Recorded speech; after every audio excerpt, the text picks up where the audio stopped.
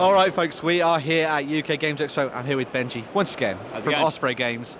And we're going to be talking about what you guys have got coming up, because there's some absolutely amazing things on the horizon. A little bit of Undaunted, but with a twist. Yes. And some awesome, fun, different things set in World War II as well. So yes, take us through it.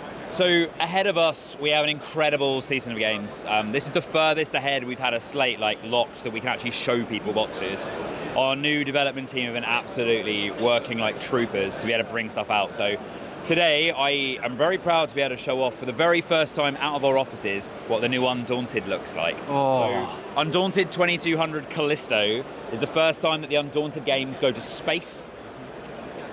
We've heard from people that they wanted the World War II series to take a little bit more of a fantasy twist. People have been saying, what can you do if you start telling your own stories?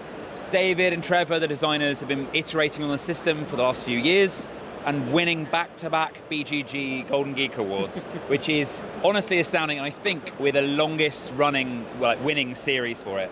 At what point do you run out of room on the box? So that's the thing, and with designers, if you look at designers, David Thompson, Trevor Benjamin, we got Roland back, we've got David Digby and David Turksey on the solo mode. There's a lot. It's soon we have to increase the box size just for that reason. The Stalingrad box size is calling. Yes, yeah, exactly. So interestingly, actually, this box is the same spec as Stalingrad, but it's a little bit shallower. Okay. However, it weighs almost as much as Stalingrad does. Wow. The game is a chunky boy. It's very heavy because it's densely packed. So this time around, we've got these beautiful map boards that help increase the setup of the actual game. These are all double-sided. They are beautiful. Roland McDonald has done some incredibly detailed art. Honestly, the level of detail on this is astounding. That also goes all the way through to the mechs, the new vehicles that we have, these standees. The series for the first time has actual standees, so you can get a sense of scale for the troops there. I get that makes sense, yeah. Yeah, that makes sense. I love it. Oh, we're funny. But genuinely, the feeling of scale from that is unreal. Having these big vehicles, they have teams. So they've got navigation teams and they've got gunner teams, and you're trying to balance your drafting between those teams to make sure you can move your teams effectively around the battlefield.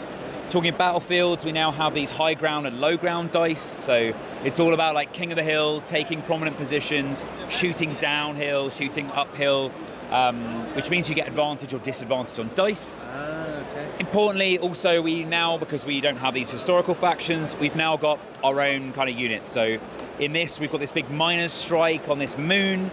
The miners of the moon are fighting against the corporation, the corporate overlords. So there's that big conflict between the two. It's really, really cool. It's coming out in September. Not too long then. Not too long. We're going to have previews at Gen Con. We're going to have videos and stuff out, hopefully, maybe with you guys if you want to do some stuff in late July, August time. Honestly, the game is absolutely banging. Yeah. It's great. It sounds like a really nice evolution. I mean, Undaunted's been evolving really well over the years anyway, but this seems like a really cool next step for the game and the designers as well. I've been saying, it's really nice to have a game that we don't need to start from zero for.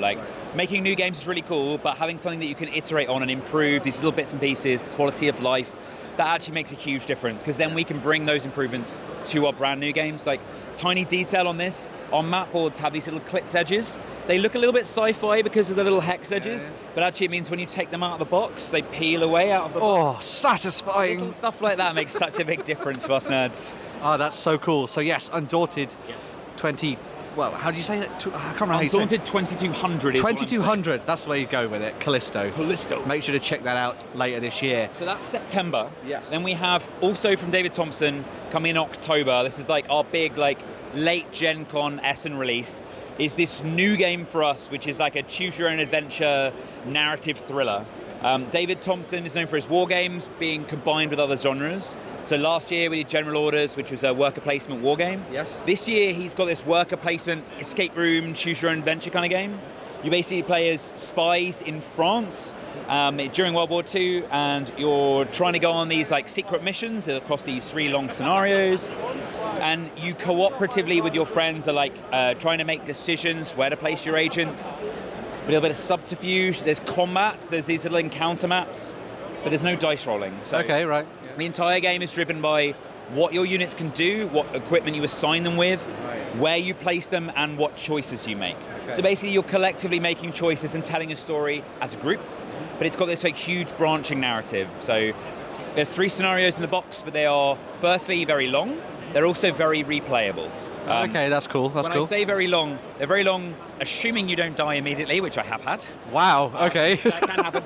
But there are some rules for that. There's some hidden envelopes, which I won't explain what's in there. I love a hidden envelope. I know. What's cool about the game is that when I say it's replayable, like genuinely, some of the pathways give you entirely different narratives. Like there are locations you can go to that you'll never see, characters you never meet unless you go down certain paths. Like it's really, really fun.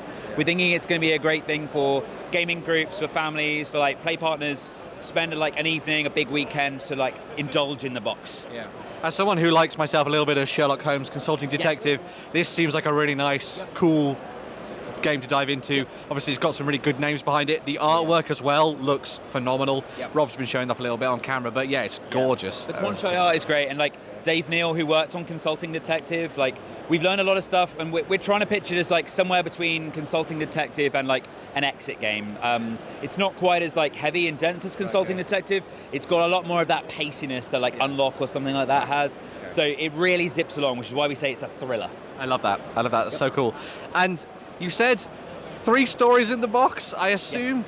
Maybe more coming in the future. I'm going to put you under the spotlight and make you go, oh no, should I have said that? Oh, he wants an exclusive, actually. Sure. So I have no plans that I can divulge as of yet currently, but we do have a promo scenario that we're currently working on.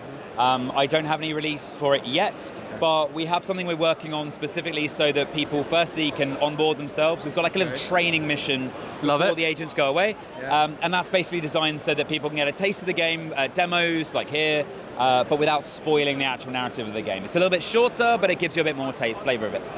Going to be keeping an eye out for that one to play with my partner. That sounds amazing. Yes. So that's quite a lot of stuff already. It's a lot of stuff. Yeah. It's a lot of stuff. I assume you have loads of things in the future as well anyway, so yeah. Yeah, I mean, we've always got a huge roadmap ahead of us because that's what we do. But I have the end of the year, we've got Battalion, but I'll talk about that a bit later, another event.